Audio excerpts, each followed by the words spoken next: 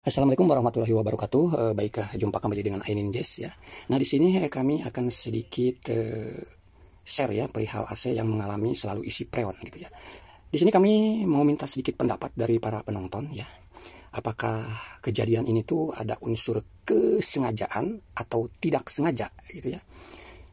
Ini sebetulnya pelanggan kami yang sudah beberapa tahun ya berlangganan, tetapi khusus untuk di rumah tinggalnya gitu ya. Oke lah, kita cerita dulu sebentar ya. Mungkin nanti khawatirnya teman-teman ada yang bertanya kenapa nggak saya yang merawat gitu AC tersebut gitu ya. Oke, sekarang saya cerita dulu. Jadi pemilik apartemen ini adalah pelanggan kami yang mungkin sudah berlangganan lebih dari 20 tahun lah gitu ya. Kurang lebihnya lebih lah dari 20 tahunan sudah berlangganan, tapi menanganin AC-AC di orang tuanya serta rumah dianya, rumah pribadinya. Nah, sementara ini di apartemen itu kan, apartemen tersebut itu disewakan gitu ya.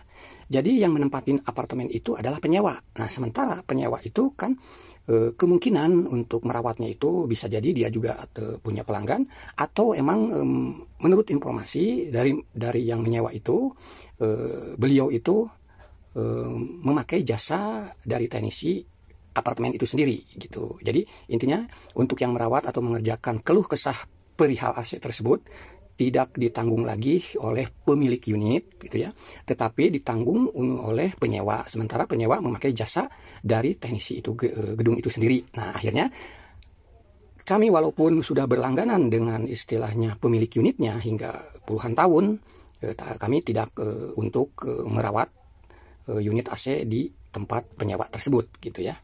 Nah, tetapi kesini-sini ya si penyewa itu merasa gimana ya, selalu ada keluh kesah. Karena setiap AC itu kurang dingin, selalu ada kata harus isi freon. Teman-teman juga tahu lah berapa sih pembiayaan kalau udah kena ada kata isi freon. Nah, akhir kata ya, dari cerita ini si penyewa itu mau tidak mau, mungkin karena merasa gimana lah, mungkin pembiayaannya setiap bulan kok harus AC tiba-tiba kurang dingin, datang teknisi dari pihak gedung harus isi freon, pembiayaan lagi. Itu rata-rata setiap 2 bulan, enggak nyampe 3 bulan ya, 1 bulanan lah kurang lebih gitu ya. Nah, akhirnya mereka sebagai penyewa itu minta pendapat atau komplain lah ke pemilik unit, ke pemilik unitnya gitu ya, yaitu pelanggan kami. Nah, dari sini mulailah kami diberi tugas untuk memeriksa kondisi AC tersebut. Alhasil ya, di video ini bisa teman-teman lihat ya, AC yang kata penyewa itu selalu diisi freon gitu ya, tidak dingin, selalu harus disarankan isi freon ya. Ternyata di area outdoor ini ya, begitu kami buka penutupnya ini gitu ya, di bagian nepel-nepelnya ini ya, satu tempat pentil itu tidak ada penutupnya. Lalu seluruh ya, ini karena multi split ya, jadi ada 4 ya di sini tuh palep. Penutup palep bisa teman-teman lihat juga ya, diputar pakai tangan aja sangat mudah sekali. Jadi istilahnya ini semua dari penutup pentil, penutup palep, tidak ada yang dikuatkan.